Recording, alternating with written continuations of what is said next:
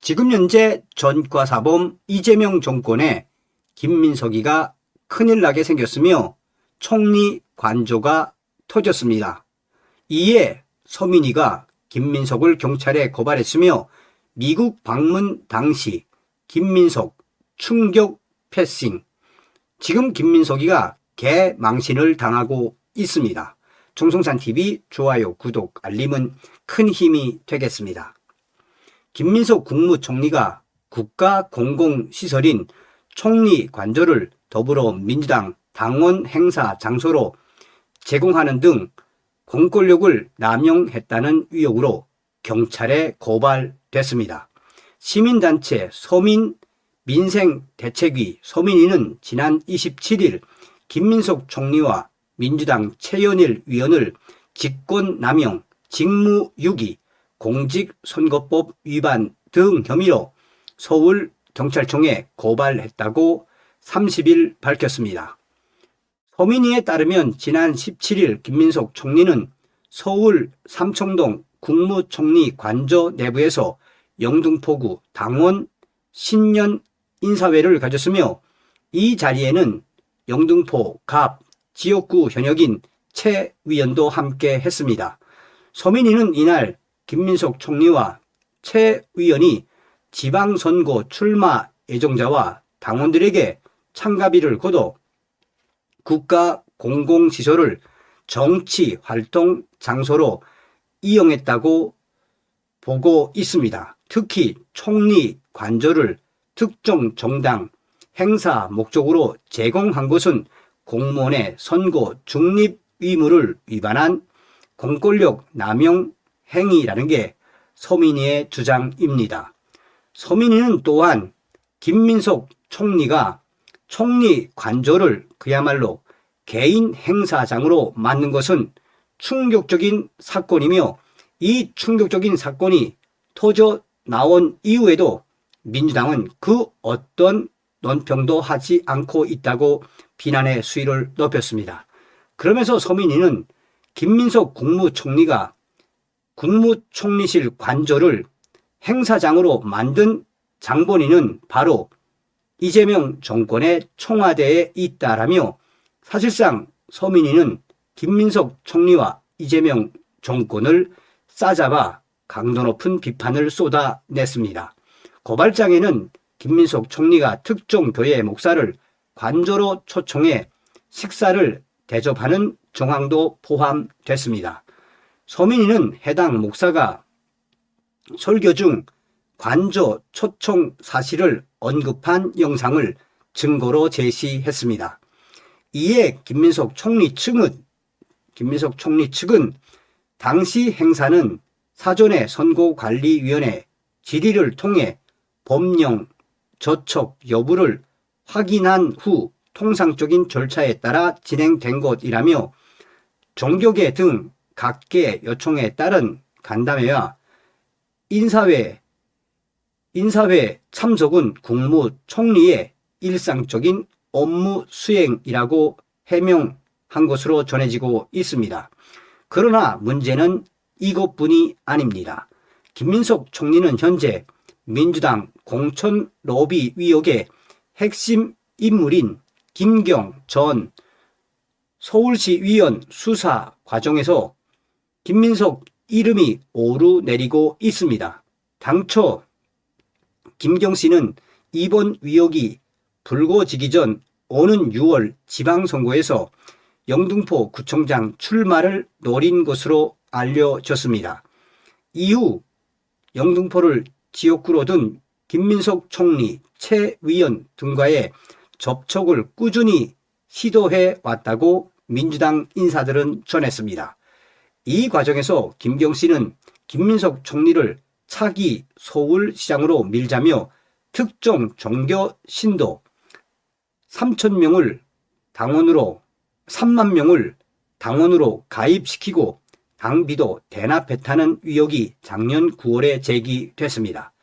당시 자체 조사에 나선 민주당 지도부는 작년 6월 중순 김 씨가 민주당 소속이던 강선우 위원에게 김민석 총리, 최 위원을 거론하면서 김민석 최 위원에게 한 말씀 해 주시면 큰 힘이 되겠다고 요청하는 내용의 문자 메시지를 보낸 사실을 파악한 것으로 알려졌습니다.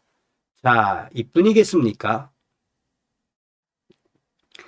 김민석 국무총리가 지난 22일에서 26일 미국에 방문했을 당시 미국 측이 주요 외빈을 보호하는 국무부의 외교 경호실 경호를 제공하지 않은 것으로 나타났습니다. 지난 30일 관계사정에 밝은 복수의 소식통에 따르면 김민석 총리가 미국에 머무는 동안 미 국무부 외교 경호실 요원들이 김민석 총리를 경호하지 않았습니다. 이유는 명확하지 않지만 미국 측은 통상 미 국무부 외교 경호실 DSS 경호는 외교 장관에게 제공된다는 입장이라고 합니다. 미국에 방문하는 국가 정상에게는 미국 대통령을 경호하는 백악관 비밀경호국 SS의 경호가 제공되지만 김민석 총리는 정상은 아니기 때문에 SS 요원들의 경호도 없었다는 것입니다. 미 국무부 외교 경호실 DSS는 수사 기능도 보유하고 있는 국무부 산하 법 집행 조직입니다. 국무부 고위 관료 등 외교 요인과 자산, 정보 보호가 주된 임무이며 대테러, 대정보 관련 국내외 수사도 맡습니다. 각국에 파견된 미 대사 경호와 시설 보안도 국무부 외교 경호실 DSS 담당입니다. 통상 한국의 외교장관이 공무상 미국에 출장 갈 때는 DSS 요원들이 근접 경호를 맡습니다. 이와 관련해 김민석 총리실 관계자는 위전이나 경호에서 어떤 불편함도 없었다며 출입국 절차나 백악관 출입 때도 각별한 의전과 특별한 배려를 받았다고 설명했습니다.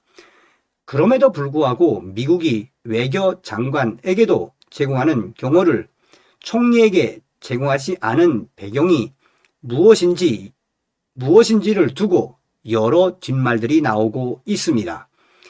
한국의 국무총리가 단독으로 방미한 전례가 거의 없어서일 수도 있습니다. 다만 미 국무부는 DSS 요원의 국내 임무에 대해 국무장관 및 방미하는 외국의 고위 관리, 경호로 설명하고 있습니다. 주로 외교장관이 대상이지만 총리도 대상이 되지 못할 이유는 없어 보인다는 이야기가 나오는 이유입니다.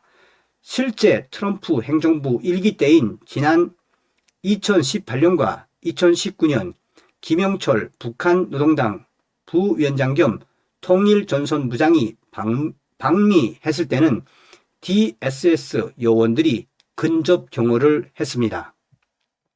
공교롭게도 김민석 총리가 미국에서 귀국한 직후 도널드 트럼프 미 대통령은 관세 재인상 방침을 밝혔습니다.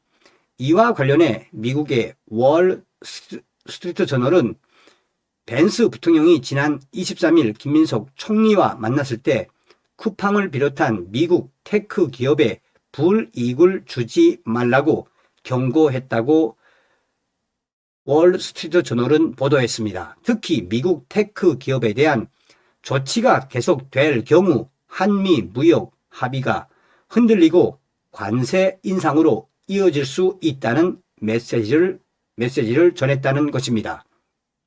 이보다 앞서 제임스 헬러 주한 미국 대사 대리는 김민석 총리의 방미가 결정되기 직전인 지난 13일 배경훈 부총리 겸 과학기술정보통신부 장관을 제1수신자로 발송한 소환에서 미국 기업이 차별받지 않도록 해달라고 했습니다. 조현 외교부 장관은 지난 28일 국회 긴급 현안 질의에서 14일 청와대와 총리실에 소환 관련 내용을 보고했다라고 말했습니다. 김민석 총리가 방미 전 이미 미국 빅테크 기업 초우와 관련한 미 정부의 불만을 인지하고 있었을 것이란 해석이 나오는 이유입니다.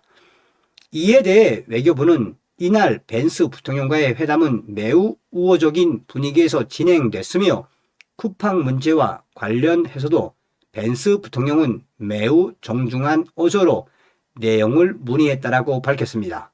김민석 총리는 정확한 상황을 공유하고 미국 기업에 대한 차별적 대우가 아님을 충분히 설명했다라며 부통령이 쿠팡에 대해 차별을 자제하라고 경고했다는 보도는 사실이 아니다라고 밝혔습니다.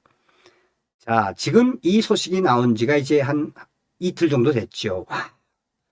한 382개 정도의 댓글이 있는데 쪽팔리는 좌파, 개 XX, 김민석, 결국 반미주의가 미국에 가가지고 미국이 제대로 연 먹였네. 개망신을 당한 김민석.